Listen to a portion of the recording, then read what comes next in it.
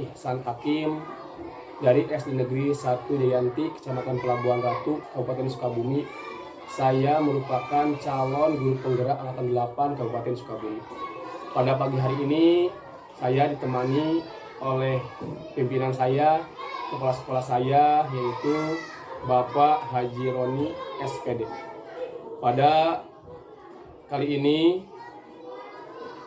izinkan Pak Kepala Sekolah, saya akan melaksanakan tugas demonstrasi konseptual kaitan dengan pengambilan keputusan berbasis nilai-nilai kebajikan sebagai pemimpin.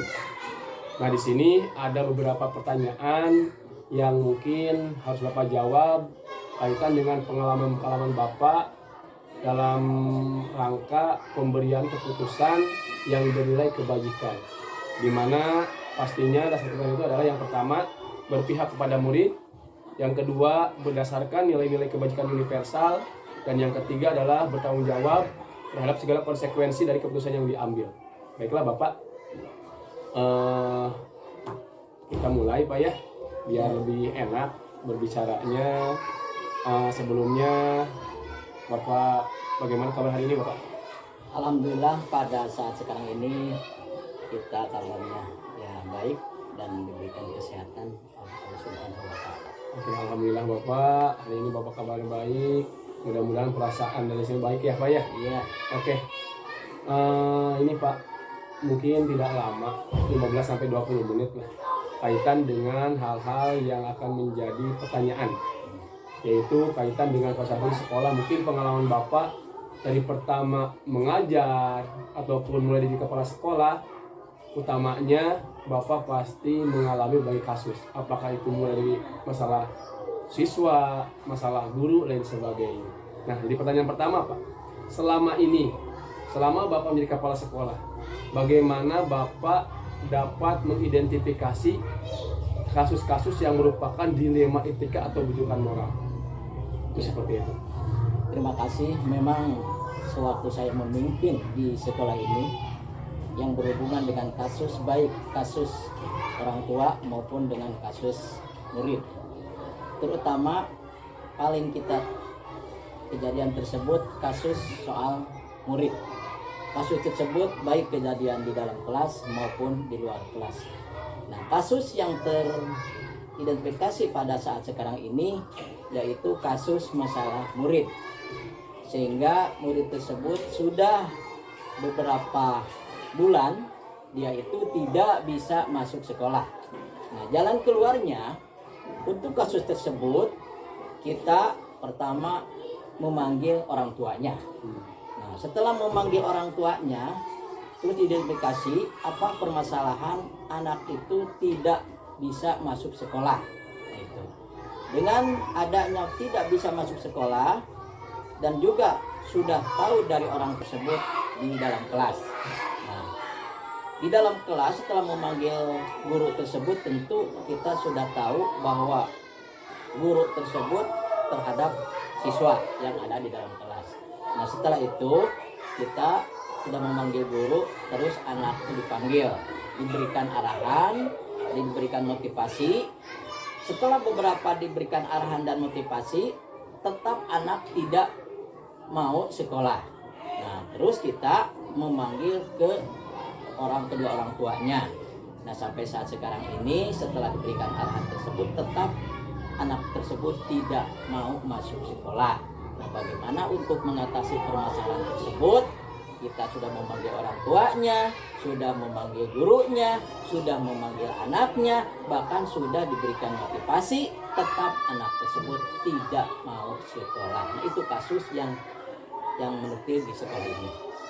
Jadi ketika pengambilan keputusan Pak ya, jadi ada dilema pertimbangan yang luar biasa ya Pak. Ya. Jadi dilema itu ada beberapa dilema paradigmanya ya. Yang 4 adalah ketika individu lawan kelompok. Terus sekarang mungkin di sini kaitan dengan rasa kasihan. Mungkin pada awalnya biasanya Pak ya, mungkin diberi kesempatan oleh Bapak anak tersebut.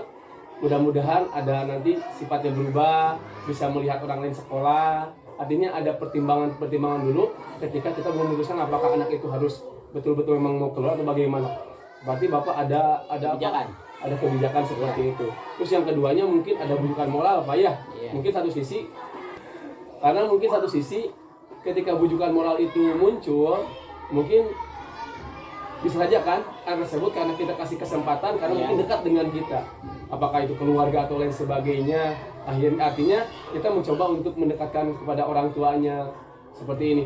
Iku naon budak teh terasa sekolah wae, kira-kira budak teh kumaha ya cari motivasi, soalnya asal sekolah sudah dibuat sedemikian rupa agar dia masuk sekolah kembali, tapi kan sampai hari ini beliau tidak masuk. Nah setelah ini Pak, setelah itu apa yang diambil oleh sekolah kaitan dengan kebijakan-kebijakan agar anak tadi program wajib belajarnya sudah terlaksana dan anaknya sekolah kembali? Apakah memang betul itu sudah mantap dia tidak mau sekolah atau bagaimana?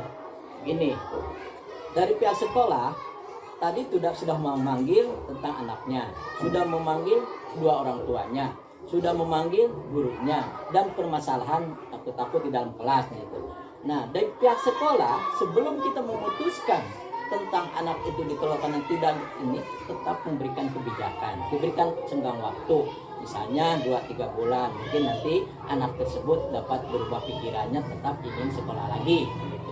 Itu dari pihak sekolah memberikan kebijakan waktu. Luar biasa. Jadi memang sekolah itu tidak terlalu menekankan langsung di DO gitu Pak ya? Tidak. Jadi memberikan kesempatan kepada dia sejauh mana dia mau kembali ke sekolah dengan berbagai cara mungkin seperti itu. Oke, selanjutnya Pak. Ketika langkah-langkah itu sudah Bapak laksanakan, nah, hal-hal apa yang Bapak anggap efektif dalam pengambilan keputusan kasus dilema ITK tersebut? Jadi hal-hal apa yang selama ini Bapak anggap efektif dalam pengambilan keputusan ketika kita dengan hal-hal seperti ini? Nah, mungkin hal-hal tersebut yang efektif untuk anak tersebut, walaupun kita tetap merujuk anak tersebut tetap sekolah, ya, tapi jangka waktu 2 bulan, 3 bulan dia tetap tidak mau sekolah. Nah, mungkin bahkan kita juga memberikan informasi ke pihak, misalnya atasan saya, ke pengawas, bagaimana caranya Pak tentang anak tersebut. Nah, setelah itu diberikan arahan juga dari pengawas, ya, tetap anak tersebut tidak mau sekolah. Nah, jalan keluar sampai akhir tahun kenaikan kelas, ya, karena anak tersebut kalau orang lainnya mungkin sudah naik ke kelas yang lebih tinggi, sedangkan dia tidak, tetap kebijakan tersebut dari sekolah yang mungkin jalan keluarnya dikeluarkan. Jadi artinya dikeluarkannya Pak ada surat pernyataan Ada dari surat orang pernyataan orang tua, persetujuan orang tua, ya. termasuk nanti mungkin bukan rekomendasi, artinya disaksikan oleh pengawas dan lain sebagainya. Artinya jangan sampai jadi beban buat sekolah. Kan sekolah kok kenapa ini anak tidak berusaha semaksimal mungkin, betul Pak? Jadi seperti ya kan dilema etika itu Pak berputar Pak ya. Apakah mau, kadang kalau kita seperti ini udah aja lah, enak diluluskan aja kan, jadi memang nanti akhirnya akan merambat ke hal-hal yang lain tapi alhamdulillah Bapak sudah menyelesaikan tersebut hal seperti itu dengan cara tadi pengawas, mungkin aja ketua PGRI ya, termasuk mungkin juga K3S nya, mungkin ada beberapa hal ini pernah dialami oleh beberapa sekolah seperti itu. Nah, mungkin ada tidak tantangan yang menjadi pengambilan keputusan Bapak ketika kasus ini terjadi? Tantangannya seperti apa? Memang tantangan itu yang pertama, sebelum kita memastikan keputusan kepada anak tersebut, yang pertama tantangan terhadap orang tua, yang kedua tantangan terhadap anaknya. Nanti anak itu mau kemana dibawanya. Ketiganya tantangan juga kepada guru, bagaimana permasalahan takut-takut nanti ada permasalahan seperti itu. Jawabannya. Dan tantangan kepada kita untuk menyampaikan sekali pihak sekolah ke masyarakat. Sedangkan dari negara wajib belajar 9 tahun. Wajib belajar anak tersebut, apalagi umur di masa-masa sekolah. Sedangkan kita dari pihak sekolah, apalagi kita anak tersebut sudah masuk ke dakwati. Itu tantangan untuk sekolah. Jadi untuk memutuskan anak tersebut pengeluaran dari sekolah tersebut tentu banyak tantangan, baik tantangan moral, materi, dan juga tantangan sosial. Namanya dilema Pak ya. Iya, Ketika betul. itu kita kan sebagai Nah, bagaimana caranya gitu? Harus sebagai Nah, sehingga kita sudah konsultasi bagaimana ke pengawas, bagaimana ke TKRI, bagaimana ke 3S, masalah-masalah seperti anak tersebut. Jadi Pak, ketika ada proses seperti ini, kita perlu waktu Pak ya. Iya. Jadi tidak mungkin langsung ketika ada hal seperti ini, saya putuskan langsung anak dikeluarkan. Enggak. Jadi ada proses, Ada proses dulu. dulu, pemanggilan orang tua, Betul, anaknya, gurunya, sosialisasi dengan pengawas, Perlu waktu, Pak, ya. memberikan waktu, senggang Dan 2-3 kesempatan bulan, juga. nah itu. Betul. Takut-takut nanti anak berubah pikiran gitu, enggak langsung, wah anak tersebut jarang sebut, langsung nih, enggak gitu. Banyak kebijakan moral terutama prinsip. Betul. Nah, dari setiap keputusan yang Bapak ambil nih, dari setiap keputusan yang Bapak ambil, pasti ada orang yang memang Bapak percaya atau yang dituakan nih di Dayanti 1. Ketika keputusan Bapak ambil, apakah Bapak ngobrol sama rekan Bapak yang menituangkan? Contoh lah, kemarin saya pergi ke SD 1 ya, ada satu, mungkin Pak Haji ini menyampaikan, saya selalu berdiskusi sama orang yang percaya oleh saya dulu kan, sebelum menyelesaikan bareng-bareng kan, apakah sama prosesnya apa tidak, yaitu dengan Pak Iwin. Kalau di Mutiara kemarin Pak Husni mengatakan kita punya tim Pak, namanya di apa yang bagian-bagiannya punya tim. Nah di sini karena memang mungkin di sini mah hanya berapa guru Pak ya, apakah Bapak mengambil keputusan itu selalu ada tidak orang yang memang seolah-olah ke Bapak mempermudah untuk mengambil keputusan, mencari apa pendapat dari beliau seperti itu? Ya. Memang dari sekolah di sini kita tidak bisa memutuskan sendiri. Kita konsultasi dengan guru senior biasanya. Ini bagaimana caranya, ini ada masalah tentang sekolah ini. Nah saya diskusi dulu. Oh kalau begini, menurut keputusan dia harus dimusyawarahkan. Nah sehingga dengan adanya konsultasi pertama 2 orang dengan guru senior tersebut, nah untuk memutuskan secara keseluruhan, pertama memanggil guru-guru yang ada di SDN 1 Jaya. Nah, baru kita dikemukakan masalah-masalah yang berhubungan di sekolah ini, yang baru memutuskan itulah. Jadi tidak sepihak Pak ya. Tidak Intinya sepihak. kita berkolaborasi, Iya. diskusi untuk mengambil jalan tengah yang terbaik untuk keputusan tersebut Pak ya. Iya. Oke, terakhir Pak, ini pertanyaan terakhir. Dari semua hal yang telah Bapak sampaikan barusan, ketika pengambilan keputusan, terutama dalam dilema etika ini, ada tidak pembelajaran yang Bapak dapatkan? Itu seperti itu. Memang untuk pemutusan tersebut ada pembelajaran melalui pengalaman yang telah dilakukan dulu, bagaimana caranya untuk mengatasi permasalahan tersebut sehingga permasalahan tersebut dapat beres gitu. Melalui pengalaman apalagi kita sebagai kepala sekolah sekarang mungkin banyak pengalaman yang telah dialami sejak dulu. Itu Bapak udah sampai 30 tahun Pak ya? Ya sampai sekarang ini, masa ini sampai 32 tahun. 32 tahun, luar biasa. Di pengalaman dari nol Iya. CPNS Bapak sampai di kepala sekolah itu banyak sekali Pak ya. Banyak. Bukan hanya itu, apalagi Bapak mungkin mutasi pindah sekolah ke semua kemari. Pembelajaran lain mungkin Bapak lebih bersabar lagi Pak. Kalau dulu kan mungkin ketika tulisannya waktu kita mengajar langsung to the point. Tapi sekarang mungkin kita ada bersabar Pak ya. Iya. Dan mungkin mencoba untuk bagaimana caranya supaya keputusan kita itu betul-betul diterima oleh semua pihak. Ada tidak Pak? Biasanya kan begini, ketika pengambilan keputusan dari ruang lingkup guru, ada mungkin 7-8 guru di sini. Ketika Bapak mengambil keputusan dan disetujui oleh orang banyak, ada tidak tantangan ketika memang ada beberapa guru yang tidak setuju?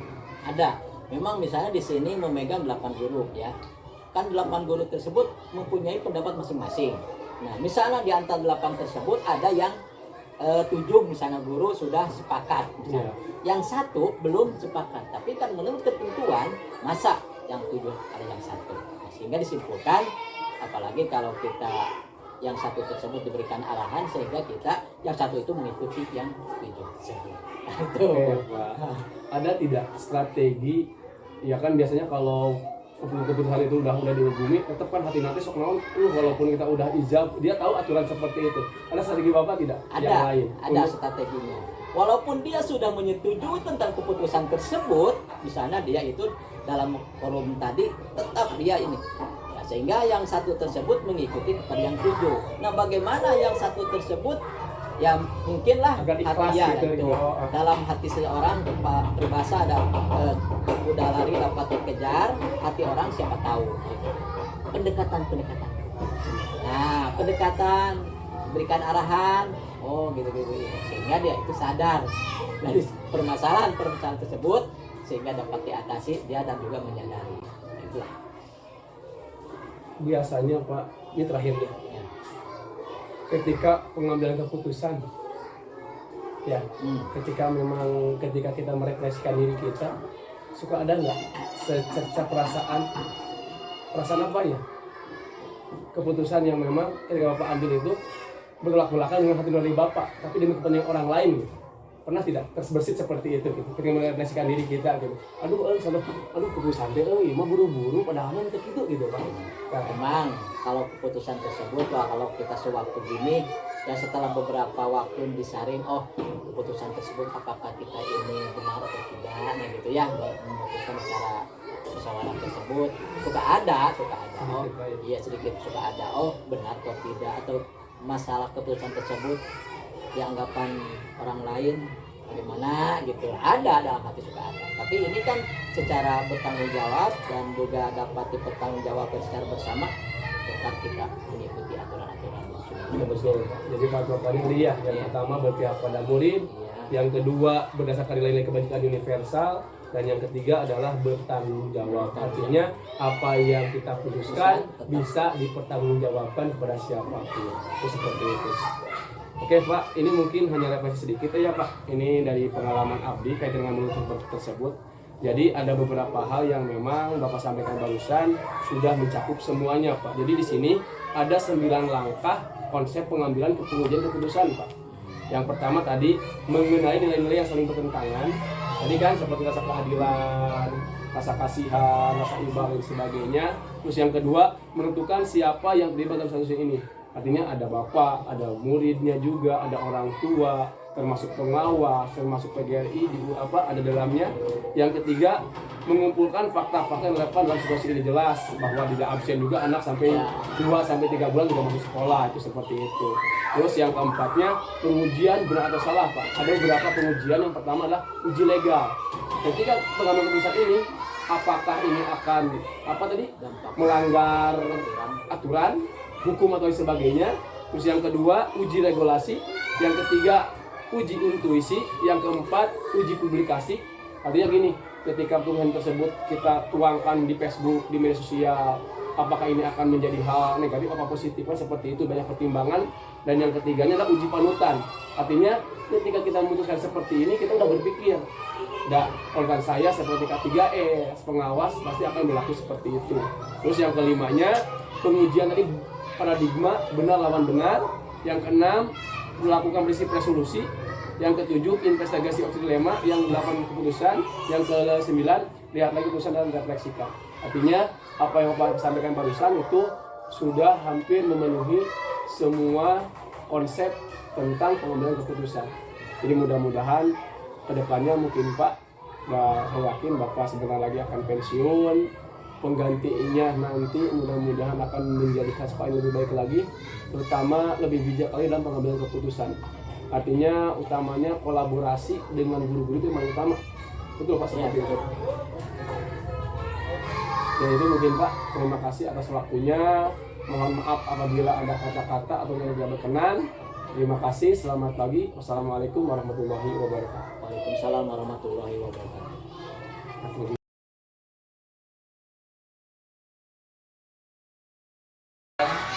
Ini kaitan dengan beberapa hal yang mesti saya berikan atau saya sampaikan kepada beberapa kepala sekolah Pak, kaitan dengan tugas 1, tugas iksan, yaitu kaitan dengan komite pembelajaran dengan keputusan yang memang bernilai kebajikan, artinya intinya bernilai berpihak kepada siswa.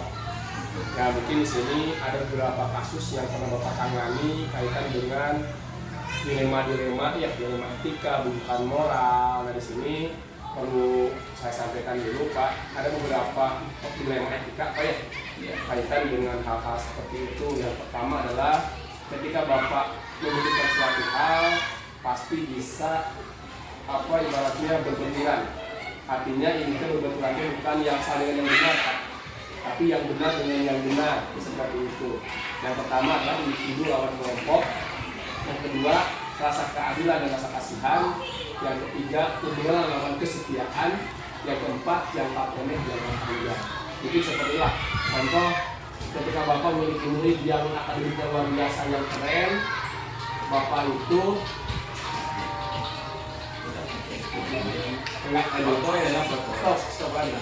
guru yang protes, artinya dia jarang ke sekolah karena memang fokus kepada akademik, ya kan?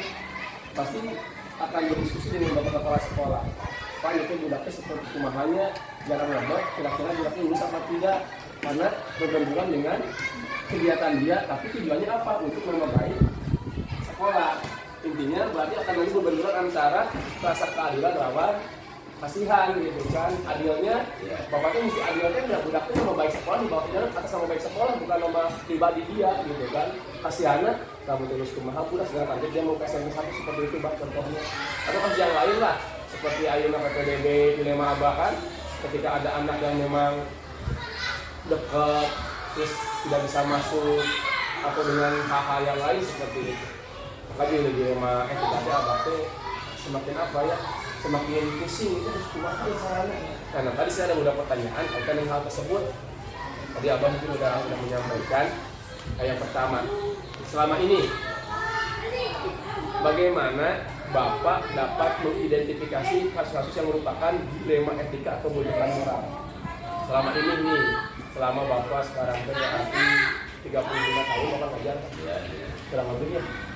Ada berarti Bapak kasus yang merupakan dilema Bapak nih, kira-kira seperti apa gitu? Ya, karena memang kami mendapatkan kasus semacam itu. Di antaranya ada anak yang punya kelebihan di olahraga, ya, tetapi ke sekolahnya suka bolos, gitu, ya. Memang ini kita perlu pemikiran yang matang, ya.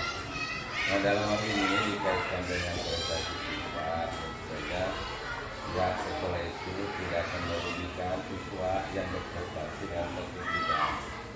Kami pun mempunyai rumus untuk penilaian, ya. Ya, karena itu dikembalikan. Kita penilaian itu ada 3 ranah, ya. Ada kognitif, afektif, dan nilai.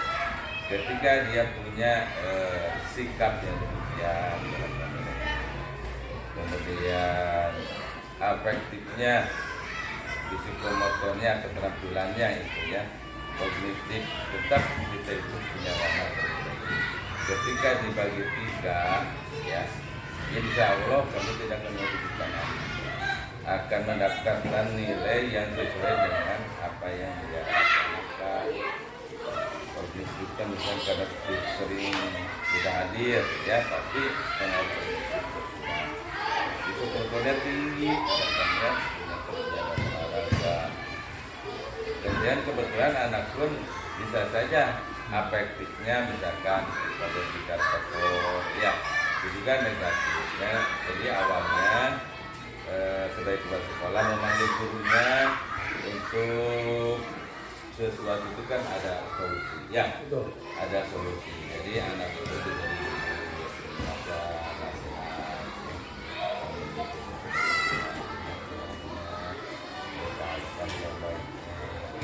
kenapa bolos kan ditanya, oh anak ini sebagai sekarang kan ini mungkin yang asila itu olahraganya tidak mau hadir, mungkin kurang minat, tapi dalam segi lain dia punya minat.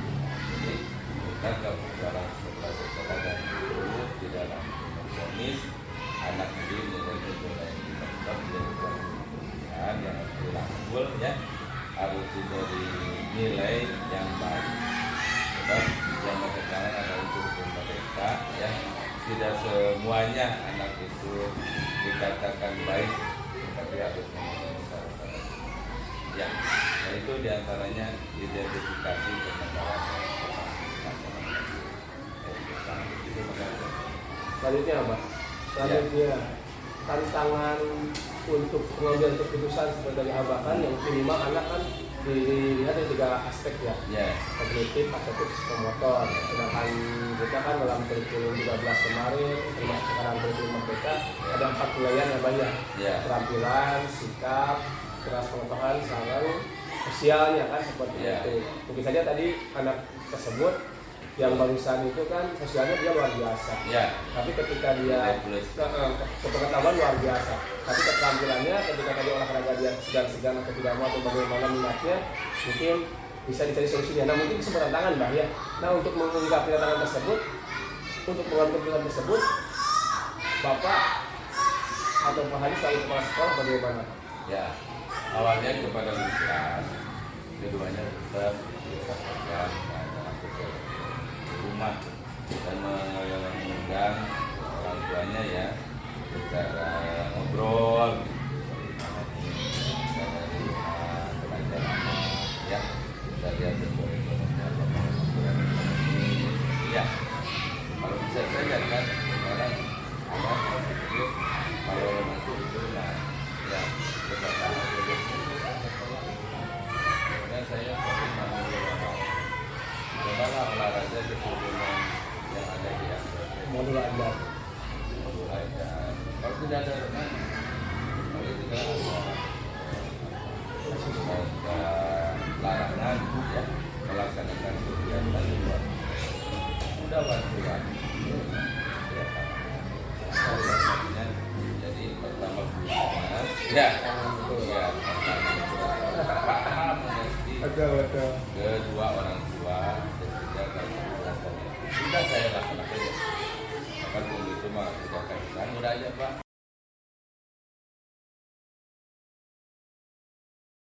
Assalamualaikum warahmatullahi wabarakatuh. Waalaikumsalam warahmatullahi wabarakatuh. Selamat pagi menjelang siang Bapak Kepala. Iya, selamat pagi menjelang siang juga. Apa kabar hari ini? Alhamdulillah luar biasa. Alhamdulillah, terima kasih sudah memberikan waktu kepada saya kaitan dengan tugas kolaborasi modul 3.1 yaitu membuat keputusan nilai-nilai pembelajaran baik. Artinya di sini ada beberapa hal yang mesti saya sebagai aksi nyata ya kaitan dengan tugas ini, bagaimana sebuah sekolah, utama dengan kepala sekolah, menyikapi suatu kasus di sekolah tersebut kaitan dengan dilema etika, bujukan moral, dan langkah-langkah pengambilan keputusan. Nah, di sini ada beberapa pertanyaan kaitan dengan hal tersebut. Mohon kiranya Bapak memberikan sebagian waktunya, tidak akan lama, mungkin 10-20 menit, bahkan lebih.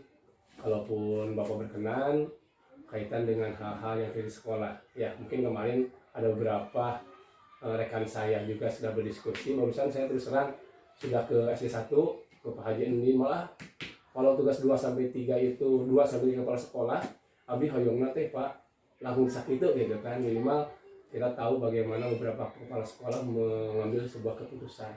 Itu seperti itu mungkin yang besarnya sudah Bapak terima kemarin dari rekan-rekan saya pribadi. Nah langsung saja mungkin kaitan dengan beberapa pertanyaan yang ingin saya sampaikan kepada Bapak ya. Boleh dimulai Bapak? Boleh, silakan. Oke, terima kasih. Ini yang pertama adalah selama Bapak menjabat jadi kepala sekolah, apalagi sekarang kan Bapak sudah menjabat sebagai kepala sekolah penggerak nih di SD IT Mutiara. Bagaimana Bapak dapat mengidentifikasi kasus-kasus yang merupakan dilema etika atau bujukan moral? Kalau dilema etika itu mana Pak Ustaz? Dilema etika itu artinya kita pertimbangan membuat keputusan berbenturan dengan hal-hal yang artinya benar lawan benar. Seperti satu kasus contoh, ketika di Bapak ini ada anak yang memang dibutuhkan seperti kemarin pantomim nih sampai juara provinsi. Kan mungkin ada beberapa guru yang memang ya teh budaknya cara masuk ke sekolah ya jarang masuk ke kelas, di luar terus. Kan artinya ada beberapa nilai yang mesti ibaratnya di nilai, tapi dia tidak masuk. Contoh dia meningkat ulangan dan sejak ketika hari itu dia meningkat ulangan atau tugas-tugas yang lain. Makanya ketika ada obrolan dengan kepala dengan rekan-rekan, mungkin ada saja guru yang Pak iya itu budak kita harus sekolah ya kudu kumaha. Jadi muncullah dilema etika antara rasa keadilan dengan rasa kasihan. Adilnya kan dia udah mengharumkan nama baik sekolah, tapi ketika berbenturan dengan masalah nilai, budak bingung ya artinya muncullah rasa iba, rasa kasihan untuk budak anak tersebut untuk bisa diluluskan atau nilainya lebih bagus seperti itu. Itu artinya kalau dilema itu artinya pertimbangan Pak, makanya etikanya itu benar dengan benar gitu kan, itu seperti itu. Enggak, Maksudnya lagi itu apa tadi? bujukan moral. Rujukan warik ya. Bujukan moral itu menginginkan Pak, karena memang budak contoh lah, ada satu anak ketika dia memang di rumahnya tanda kutip ekonominya kurang, dia harus membantu orang tua, ketika datang ke sekolah, jangan ke sekolah iya, tapi dia nuntut ingin sekolah tapi berbenturan dengan ekonomi di rumah. Artinya bukan kamu dalam hati bapak teh, ya budak ada karunya secara manusiawi kan, makanya itu masalahnya budak supaya bisa sekolah, artinya tanpa meninggalkan pembelajaran, ada ajuan moral, kayak kena budak gitu, karunya ibarat nama gitu. Enggak. Pertanyaannya adalah Bagaimana Bapak mengidentifikasi kasus-kasus yang merupakan dilema etika tersebut? persoalan tentang identifikasi ya. Identifikasi adalah kemampuan seseorang dalam menentukan ini tingkat kategori satu permasalahan. Betul. Mencari akar masalah begitu. Kalau di kami ini setiap permasalahan itu sudah ada prosedural, apapun itu Pak. Jadi sudah ada penanggung jawab pengentasan masalah. Lalu bagaimana pendekatannya dalam penyelesaian masalah atau dalam identifikasi ya? Biasanya ada satu masalah misalnya, itu biasanya kita langsung diskusi bersama. Jadi bukan hanya pas yang menentukan, yang mengidentifikasi bukan Betul. sekolah. Jadi sehingga nanti yang kalau diidentifikasi dari berbagai pihak, gitu ya, itu akan menambah kekayaan informasi, kaya akan juga argumen-argumen dalam penanganan juga penempatan penentuan solusi. Jadi bisa kita di sini yang diawali adalah daripada adanya komite sekolah, pelibatan komite sekolah. Dan komite sekolah ada ini Pak, namanya tuh adalah pengembang mutu. Nah itu bersama-sama berkolaborasi untuk mengidentifikasi kira-kira apa sih permasalahan yang tepat nih. Nanti saling berargumen nanti dilihat akar masalahnya apa. Lalu kita juga mencari jawaban terbaik dengan pertimbangan, yaitu mazharat manfaat. Mana yang lebih manfaatnya, yang paling banyak mana mazharatnya. Atau disebut kalau bahasa manajer tuh lebih kepada ini apa namanya tuh aduh masya Allah lupa lagi ya, bahasa manajerial, bahasa Inggrisnya ada tuh tapi lupa lagi. Ya itu Pak Isan, jadi cara mengidentifikasinya seperti itu. Jadi lihat dulu sampai dengan akar masalahnya. Ya kan ini kaitan dengan yang kedua ini udah nyambung Pak ya, yaitu bagaimana menjaga mengambil keputusan, artinya Bapak berkolaborasi tadi dengan rekan-rekan yang memang bagiannya kan, terus pengembang mutu juga, termasuk membawa komite sekolah. Iya, guru kelas juga termasuk bagian. Balik kelas, betul. Nah, ketika ada kasus seperti itu, mengandung-andungkan nilai kebajikan. Ada nggak satu contoh kasus di Bapak ini yang kira-kira Bapak mengalami dilema, yang mengharuskan untuk mengambil satu keputusan gitu? Ada, yaitu satu kasus di mana anak ABK, kita ini kan sekolah inklusif. Betul. ABK, satu sisi anak ABK harus diberi pelayanan yang sama dengan siswa yang reguler. Nah, di kami ini siswa ABK ini ternyata memiliki sikap kekerasan nih, emosional yang teratur Pak Isan. Nah, ini kan dilema orang tua, sebagai orang tua ingin anak ini dikeluarkan, sebagian tapi orang tuanya merasa pendidikan terbaik ada di sini. Nah, itu jadi kita ini menampung seluruh masukan-masukan, termasuk kita juga tadi menanyakan kepada siswa apa yang terjadi sebenarnya, lalu kepada wali kelas bagaimana perasaan dan juga coba refleksi apa yang terjadi begitu, termasuk orang tua siswa yang korban dipanggil, orang tua pelaku ya, artinya adalah orang tua yang ABK tadi dipanggil, itu diidentifikasi bersama-sama, terus dijadikan satu buku kasus, nanti diolah, dikaji oleh bersama-sama tim. Ini kita dilemanya satu sisi kita ingin anaknya tetap sekolah di sini, satu sisi orang tua protes. Maka ada kesepakatan sekarang nih. Ada kesepakatan nih Pak sekarang, ada jalur akhir, itu adalah kita memberikan guru pendamping khusus buat anak tersebut. Dan kita juga minta waktu kepada orang tua untuk sabar, mudah-mudahan dengan ada pendamping khusus ini anaknya tidak berlaku berulang lagi gitu. Tapi kedepannya kalau ternyata anaknya susah, masih kena sulit begitu ya, mungkin lebih baik memang bukan di sini anaknya, mungkin di rumah dulu begitu. Terus Dilema di situ. betul udah muncul ya dilema, ada rasa kasihan, rasa keadilan anak yang sekolah, antara kebijakan aturan. dengan antara aturan dengan emosional sosial ya. Betul. Emosional sosial, empati itu berbenturan. Makanya terus terang Pak, kita ketika bicara aturan ya, kita ngobrol dulu dengan pengawas sebelum saya memasuki modul ini. Kata pengawas seperti ini, kebijakan yang kita itu terlalu mengambil hati dan perasaan. Makanya kenapa sedikit sekolah itu kurang berkembang, karena perasaan. Seperti kita guru kedua, ya kan ada beberapa sekolah yang memang kedua, tapi ketika ke sekolah perempuan banyak pertimbangan, artinya menggunakan hati. Tapi kalau yang menggunakan aturan yang toh kan, udah mau pilih yang mana, mau lanjut apa tidak, kan seperti itu contohnya. Makanya dilema etika ini memang tujuannya adalah supaya jawaban Bapak itu berpihak toh kepada murid, artinya walaupun jelas kalau aturan kan kalau memang maksudnya sama berpihak sama murid. Jadi berpihak pada murid itu jangan sampai apa yang kita keputusan yang ambil sampai merugikan murid Kan kita gitu. fokus kita udah student well-being sekarang. Well-being, betul. Everything is must be, harus menjadi keterlibatan anak, semuanya adalah diperhatikannya adalah ke anaknya. Betul. Tapi kan ketika bicara teknis kan merasa mudah kan, tapi ketika dijalankan di itu banyak tantangan. Nah, ketika Bapak mengambil keputusan seperti ini, tantangan yang paling berat yang pernah Bapak hadapi itu seperti apa? Itu tantangan itu artinya ya Bapak lebih paham mengerti ya. Tantangan yang paling berat Bapak hadapi ketika pengambilan keputusan selama ini seperti apa? Iya, pengambilan keputusan adalah tadi penerimaan setiap orang ya. Tantangannya berbeda-beda gitu ya. Orang-orang itu kan punya pandangan yang berbeda terhadap kebijakan yang ada. Betul. Tidak semuanya bisa menerima apa yang kebijakan yang kita berikan. Kayak contoh tadi orang tua kumpul di sini sampai ada berapa orang tua yang nggak bakal benar meskipun dipakai guru tambahan begitu. Padahal Asumsi mereka. Iya, padahal itu kan belum dilaksanakan. Betul.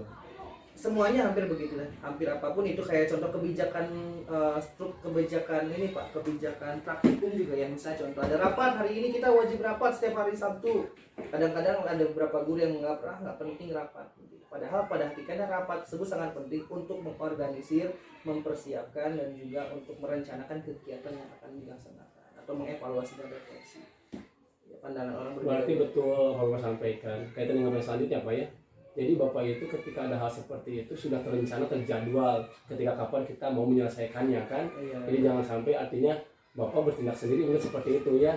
Yuk, memang sih ada beberapa guru juga tidak hanya sekolah Bapak, di kita pun kadang dah gitu deh, padahal mah itu kan untuk memotivasi pengembangan diri mereka kan, sejauh mana kan ilmu yang didapatkan itu kan punya kita seperti seolah-olah orang tinggi sebenarnya ngajarnya. Tapi kan yang ngelis siapa? Orang lain. Makanya ketika kekurangan itu pasti bisa direfleksikan kepada diri kita melalui orang lain. Apa sih yang saya sudah laksanakan seperti itu? Nah, selanjutnya Pak, ketika Bapak menyelesaikan suatu permasalahan, pengambilan keputusan, pasti Bapak itu ada, tidak semuanya kan, pasti ada orang atau ada guru, ada rekan Bapak di sini yang kira-kira menjadi pendukung. Artinya yang dituakan. Adakah di sini Pak yang seperti itu? Yang dituakan di lembaga bukan dituakan sih, lebih kepada di tim ya. Jadi saya sangat terbantu oleh tim. Pak Ihsan betul, ternyata kita tuh harus punya support team. Dengan adanya support team ini jadi kita bisa menentukan kebijakan itu dengan benar-benar gitu ya. Tim ini itu tadi tiap pengembangan itu ada bagian dari orang tua. Bagian orang tua karena komite, ada bagian daripada subTU yang nanti yang akan sebagai kaki panjangnya yang mengetahui tentang sistem, dari guru, dan ada lagi dari luar. Nah ini tim ini sangat solid sekali. Jadi ketika saya mau mengambil keputusan nih, keputusan saya ini bagaimana pendapat kalian? Nah betul. Enak Pak, Pak kayak kurang bagus gini. Saya setuju dengan ini Pak. Itu semua berbicara. Tolong saya bilang komentari Pak Ranran, Bu Ega, Bu Rastia komentari, Bu Hesti ajarin. Nah biasanya kebijakan kami itu pada akhirnya adalah harus dapat ACC dari yayasan. Komentari Bu, saya Ibu setuju. Nah itu barulah langsung. Tapi ketika itu berarti kasus ibaratnya penentuan kasus bukan kayak gini Pak. Kayak kita mau memberikan suatu kemampuan keputusan, kita bisa memikirkan apa yang akan diambil oleh itu yayasan. Betul nggak Pak? Contoh ada kasus seperti ini. artinya dikira-kira dulu nih. Jadi kan kalau prosedur pengembangan usaha ada beberapa uji ya Pak. Yang pertama uji legal, yang kedua prosedural, yang ketiga uji intuisi juga, yang ketiga jawaban sebelum rekan-rekan dijawab pasti kita udah beri jawaban. Hipotesa. Yang kelima itu teh jadi jawaban idola kita seperti apa. Kadang kan itu jadi pertimbangan. Malah kita ketika sudah lama bergelut ibaratnya berkolaborasi dengan mereka, ini tahu nih arahnya. Ketika saya menjawab seperti ini, malah jauh beda dengan yang bersangkutan gitu kan. Jadi intinya mungkin Bapak itu menentukan santai pasti akan berkolaborasi terutama dengan ketua yayasan atau berarti seperti itu. Ketahui lah minimal. Gitu. Betul Pak. Jadi seperti yang bahasa disusun kepada sekolah lain selalu saja ada dan memang harus ada. Artinya anu ngerem pendapat perusahaan kita teh. Pak terima kasih mungkin Bapak udah keren luar biasa ketika meminta. Kadang gini Pak, ketika kita jabatan di atas ada kesombongan ya kan sebagian ya kan. Nah, lawan mendengarkan yang lain kan. Kecuali saya yang lainnya sedangkan Bapak udah menerima